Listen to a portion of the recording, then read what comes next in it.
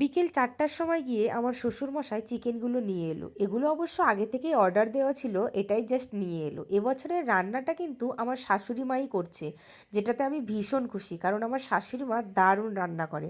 ওদিকে দিদুন শাশুড়ি পায়েসটা করে নিল।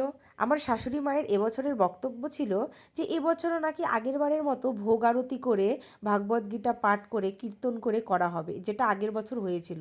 এবার আমিই না করলাম, কারণ আমি মনে করি জন্মদিন হচ্ছে বাচ্চাদের একটা বিশেষ দিন, সেখানে বাচ্চারা যেটা পছন্দ করবে সেটাই খাওয়ানো উচিত। এর আগের বার আমার ছেলে তেমন ভালো খেতে পারেনি, কারণ চিকেন করা হয়নি না, আমার ছেলে চিকেন খেতে খুব ভালোবাসে। সেই জন্য এবছর ভাবলাম যে না, এবার যা হোক তা হোক, এটাই করা হবে। দেখুন কেকটা কাটার সময় কত সুন্দর হাসি দিচ্ছে, কত খুশি দেখুন, আমার তো ভীষণ ভালো লাগছিল। সবাই আশীর্বাদ করে নিল, তারপর সবাইকে খেতে দেওয়া হলো। ছোট্ট আয়োজন, তাই নিজেরাই সব কিছু করছি, আমি আমার জায়েরা। সামান্য একটু আয়োজন ছিল, রাধে রাধে।